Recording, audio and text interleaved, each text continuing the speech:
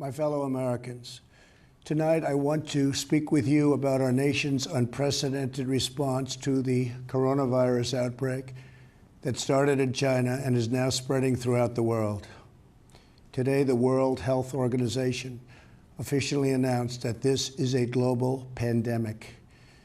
We have been in frequent contact with our allies, and we are marshaling the full power of the federal government and the private sector to protect the American people. This is the most aggressive and comprehensive effort to confront a foreign virus in modern history. I am confident that by counting and continuing to take these tough measures, we will significantly reduce the threat to our citizens, and we will ultimately and expeditiously defeat this virus. From the beginning of time, nations and people have faced unforeseen challenges, including large-scale and very dangerous health threats. This is the way it always was and always will be. It only matters how you respond, and we are responding with great speed and professionalism. Our team is the best anywhere in the world.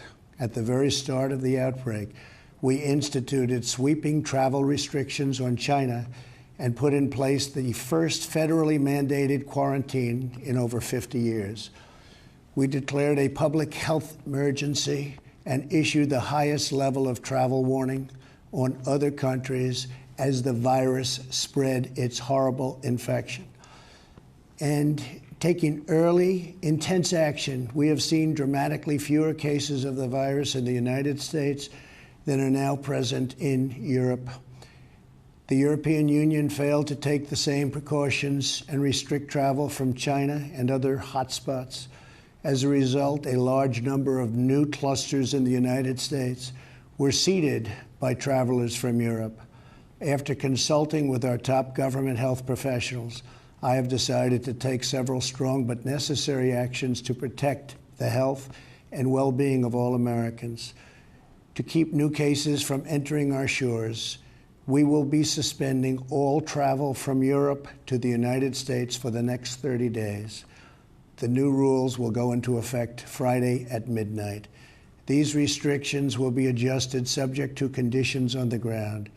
There will be exemptions for Americans who have undergone appropriate screenings, and these prohibitions will not only apply to the tremendous amount of trade and cargo, but various other things as we get approval.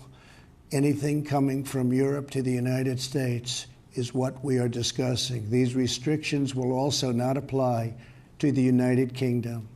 At the same time, we are monitoring the situation in China and South Korea, and as their situation improves, we will reevaluate the restrictions and warnings that are currently in place for a possible early opening. Earlier this week, I met with the leaders of health insurance industry who have agreed to waive all co-payments for coronavirus treatments, extend insurance coverage to these treatments, and to prevent surprise medical billing. We are cutting massive amounts of red tape to make antiviral therapies available in record time. These treatments will significantly reduce the impact and reach of the virus. Additionally, last week I signed into law an $8.3 billion funding bill to help CDC and other government agencies fight the virus and support vaccines, treatments, and distribution of medical supplies. Testing capabilities are expanding rapidly day by day. We are moving very quickly. The vast majority of Americans, the risk is very, very low. Young and healthy people can expect to recover fully and quickly if they should get the virus. The highest risk is for elderly population with underlying health conditions. The elderly population must be very, very careful. In particular, we are strongly advising that nursing homes for the elderly suspend all medically unnecessary visits. In general, older Americans should also avoid non-essential travel in crowded areas. My administration is coordinating directly with communities with largest outbreaks, and we have issued guidance on school closures, social distancing, and reducing large gatherings. Smart action today will prevent the spread of the virus tomorrow. Every community faces different risks, and it is critical for you to follow the guidelines of your local officials who are working closely with our federal health experts, and they are the best. For all Americans, it is essential that everyone take extra precautions and practice good hygiene. Each of us has a role to play in defeating this virus. Wash your hands, clean often used surfaces, cover your face and mouth if you sneeze or cough, and most of all, if you are sick or not feeling well, stay home. To ensure that working Americans impacted by the virus can stay home without fear of financial hardship, I will soon be taking emergency action, which is unprecedented, to provide financial relief. This will be targeted for workers who are ill, quarantined, or caring for others due to coronavirus. I will be asking Congress to take legislative action to extend this relief. Because of the economic policies that we have put into place over the last 3 years, we have the greatest economy anywhere in the world by far. Our banks and financial institutions are fully capitalized and incredibly strong. Our unemployment is at a historic low. This vast economic prosperity gives us flexibility, reserves, and resources to handle any threat that comes our way. This is not a financial crisis. This is just a temporary moment of time that we will overcome together as a nation and as a world. However, to provide extra support for American workers, families, and businesses, tonight I am announcing the following additional actions.